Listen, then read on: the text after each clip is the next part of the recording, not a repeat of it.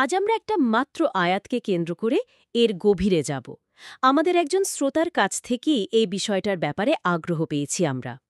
আয়াতটা হল সূরা আল বাকারার ১৯৯ নম্বর আয়াত।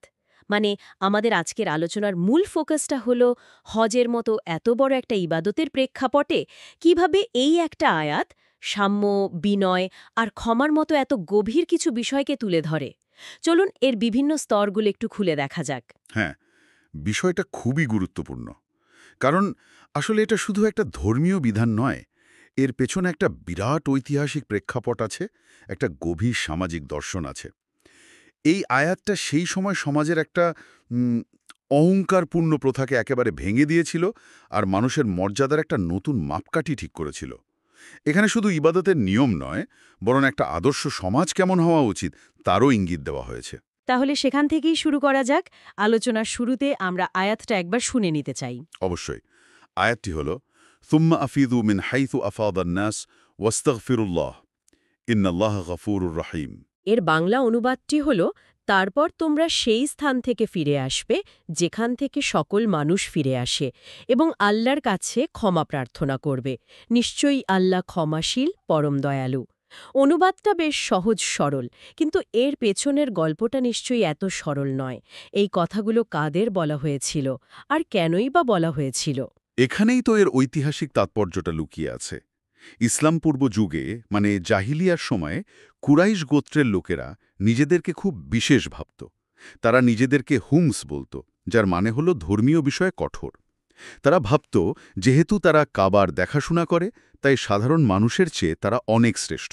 ও আচ্ছা, তার মানে তারা নিজেদের জন্য একটা বিশেষ প্রোটোকল বা নিয়ম তৈরি করে নিয়েছিল, এমনকি হজের মতো একটা সার্বজনীন ইবাদতের ক্ষেত্রেও। ঠিক তাই। এই যে বংশীয় অহংকার, এর কারণেই হজের সময় যখন সব মানুষ আরাফাতের ময়দানে যেত, কুরাইশরা সেখানে যেত না। তারা বলতো, আমরা তো আল্লাহর হারামের বাসিন্দা, আমরা হারামের সীমানার বাইরে মানে আরাফাতে কেন যাব? তারা মুজদালিফা থেকে, যেটা হারামের সীমানার ভেতরে, সেখান থেকেই হজের কাজ সারত। এটা তো এক ধরনের সামাজিক বৈষম্য, যেটা তারা ধর্মের নামে চালাচ্ছিল। একদম। এই আয়াতটা নাজিল করে আল্লাহ তাদের সেই বংশীয় অহংকার আর নিজেদের বানানোর শ্রেষ্ঠত্বকে ভেঙে দিলেন। এখানে তো বিষয়টা একটা বড় মোড় নিচ্ছে। তার মানে সেই স্থান থেকে ফিরে আসবে যেখান থেকে সকল মানুষ ফিরে আসে, এই একটা বাক্য দিয়েই একটা প্রচলিত সামাজিক বৈষম্যকে সরাসরি বাতিল করে দেওয়া হলো। একেবারে। এই নির্দেশটা ছিল খুবই স্পষ্ট আর বৈপ্লবিক। এর মাধ্যমে আল্লাহ জানিয়ে দিলেন যে হজের ময়দানে সবাই সমান। আরাফাতের ময়দানে দাঁড়ানোই হজের মূল ভিত্তি, আর সেখান থেকেই সবাইকে ফিরতে হবে। মানে কোনো গোত্র, বংশ, নেতা বা সাধারণ মানুষ কারো জন্য আলাদা কোনো নিয়ম নেই। কোনো নিয়ম নেই। ধনী গরিব, শাসক শাসিত, আরব অনারব, সবাইকে একই নিয়ম পালন করতে হবে। ইসলামে যে ইবাদাতের ক্ষেত্রে কোনো শ্রেণী বা বংশের জন্য বিশেষ সুবিধা থাকতে পারে না, এই ঘোষণাটা সেই সমাজের জন্য একটা বিরাট ধাক্কা ছিল। আয়াতের পরের অংশটাও কিন্তু কম গুরুত্বপূর্ণ নয়। বলা হয়েছে, এবং আল্লাহর কাছে ক্ষমা প্রার্থনা করবে। আমার প্রশ্নটা হলো, হজের মতো এত বড় একটা ইবাদাত এত কষ্ট করে পালন করার পরেও ক্ষমা চাওয়ার উপর এত জোর দেওয়া হলো কেন? সাধারণ যুক্তিতে তো মনে হয় এত বড় একটা কাজ শেষ করে মানুষ তো গর্বিত বোধ করবে। এটা খুবই গভীর একটা প্রশ্ন, আর এর উত্তরটা হজের মূল আত্মাকে বুঝতে সাহায্য করে। দেখুন, হজের বিধানগুলো পালন করার পর সবচেয়ে গুরুত্বপূর্ণ কাজ হিসেবে ইস্তেগফার বা ক্ষমা প্রার্থনাকে উল্লেখ করার কয়েকটা কারণ আছে। প্রথমত, এটা মানবিক সীমাবদ্ধতার একটা স্বীকারোক্তি। মানুষ হিসেবে আমরা তো কেউই নিখুঁত নই, তাই না? ঠিক। এত বড় একটা ইবাদত পালন করতে গিয়ে জেনে বা না জেনে, ইচ্ছায় বা অনিচ্ছায় কোনো ভুল হয়ে যেতেই পারে। অর্থাৎ এটা এক ধরনের স্বীকারোক্তি যে আমি আমার সাধ্যমতো চেষ্টা করেছি, কিন্তু আমার এই চেষ্টার মধ্যে ভুল থাকতেই পারে, আর একমাত্র আল্লাহর দয়া আর ক্ষমাই এটাকে পূর্ণতা দিতে পারে। আপনি একেবারে মূল কথাটাই ধরেছেন। দ্বিতীয়ত, এটা আধ্যাত্মিক অহংকার থেকে বাঁচার একটা অসাধারণ উপায়। আচ্ছা। হজের মতো বিশাল একটা ইবাদত শেষ করার পর মনের গভীর একটা সূক্ষ্ম অহংকার আসতেই পারে যে আমি অনেক বড় কিছু করে ফেলেছি, আমি এখন একজন হাজি। এই অহংকার মানুষের সব অর্জনকে নষ্ট করে দিতে পারে। ক্ষমা প্রার্থনার মাধ্যমে মানুষ বিনয়ী হতে শেখে। সে বুঝতে পারে যে আল্লাহর দয়া ছাড়া কোনো ইবাদতই অর্থবহ নয়। তার মানে এবাদতের পূর্ণতা আসে বিনয়ের মাধ্যমে, অহংকারের মাধ্যমে নয়। একদম। আর তৃতীয় এবং সবচেয়ে গুরুত্বপূর্ণ কারণটা হল, হজের মূল উদ্দেশ্য হল তাকওয়া অর্জন করা। তাকওয়া শব্দটা আমরা প্রায়ই শুনি, কিন্তু এর মানে কি শুধু আল্লাহকে ভয় করা? না, ঠিক তা নয়। এর অর্থ আরও অনেক গভীর। তাকওয়া হল এক ধরনের সচেতনতা, এই বোধ যে আল্লাহ সবসময় সবকিছু দেখছেন এবং আমি তার কাছে জবাবদিহি করতে বাধ্য। এই গভীর সচেতনতা থেকেই মানুষ অন্যায় থেকে দূরে থাকে আর ভালো কাজে আগ্রহী হয়। এটা শুধু ভয় নয়, বরং শ্রদ্ধা, ভালোবাসা আর দায়িত্ববোধের একটা অপূর্ব সমন্বয়। বুঝতে পারছি। ক্ষমা প্রার্থনার মাধ্যমে একজন হজপ্রার্থী তার ভেতরের সমস্ত কলুষতা দূর করে সেই তাকওয়ার স্তরে পৌঁছানোর চেষ্টা করে।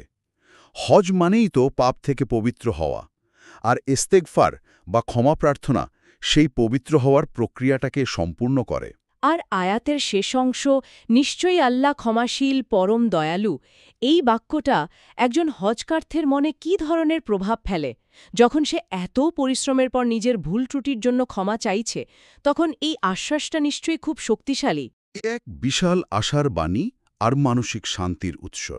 এটা মনে করিয়ে দেয় যে মানুষের ভুল যত বড়ই হোক না কেন, আল্লাহর ক্ষমার দরজা তার চেয়েও অনেক অনেক বিশাল। আল্লাহ ক্ষমা করতে ভালোবাসেন।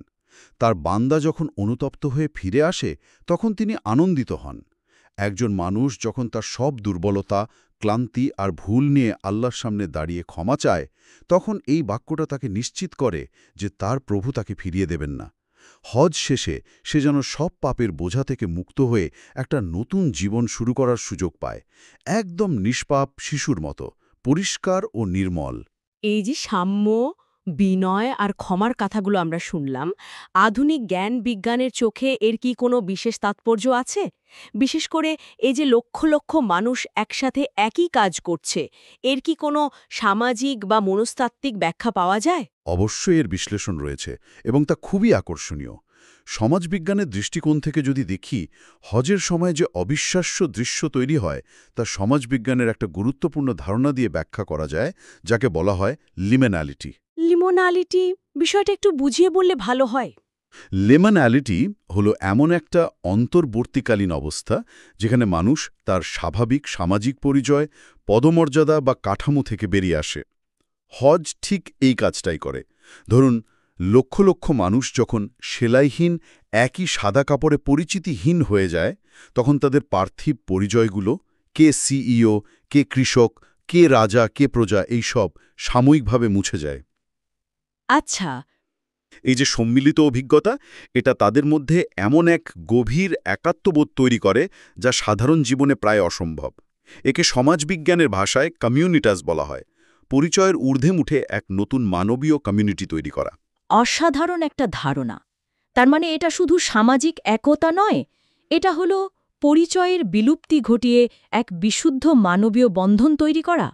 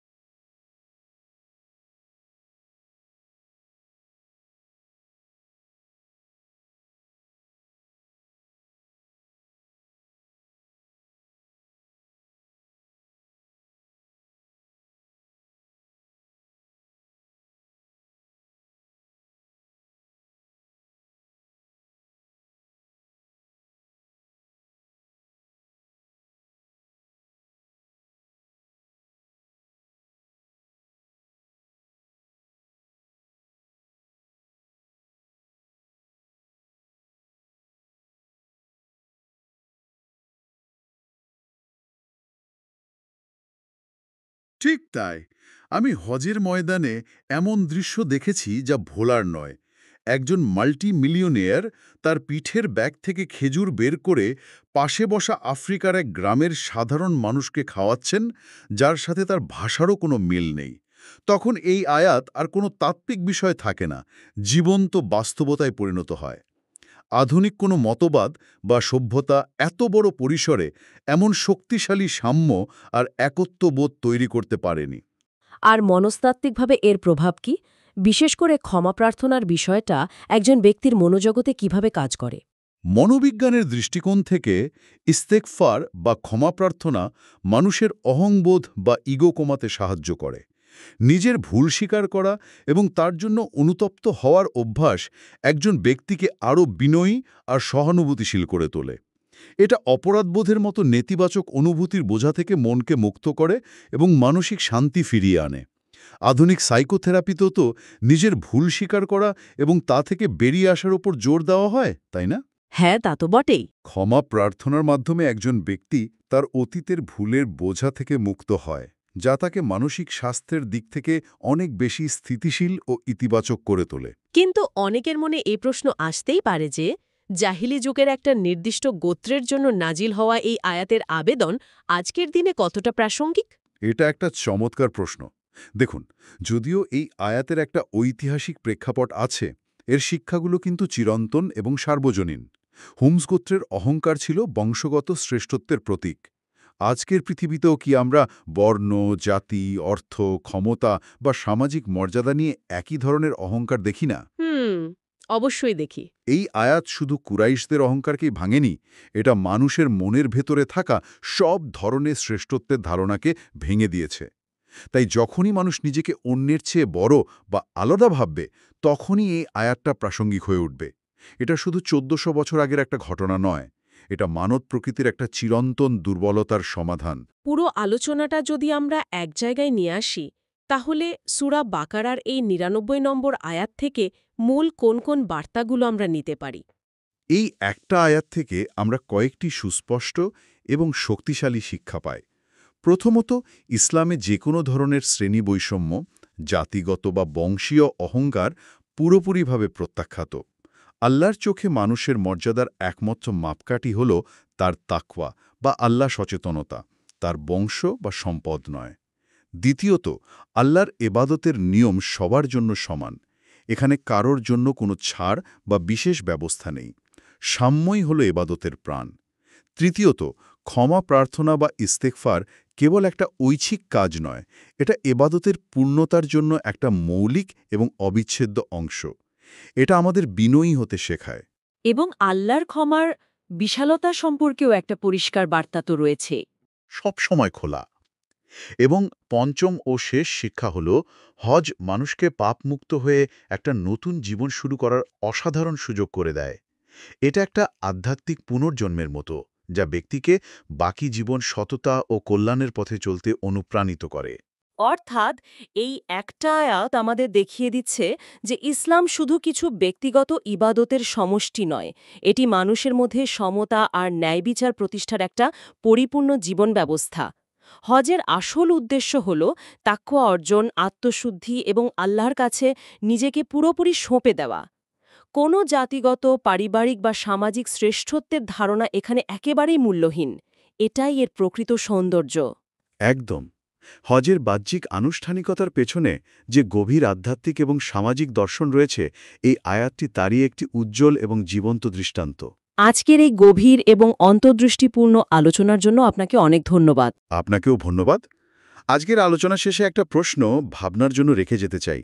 যখন একটি ধর্মীয় বিধান একই সাথে ব্যক্তিগত আধ্যাত্মিক পরিশুদ্ধি এবং একটি বৈপ্লবিক সামাজিক সাম্যের কাঠামো তৈরি করে, তখন আমাদের ভাবতে হবে, ব্যক্তিগত বিশ্বাস আর সামাজিক কাঠামো কি আসলেই দুটি ভিন্ন জিনিস, নাকি একে অপরের পরিপূরক?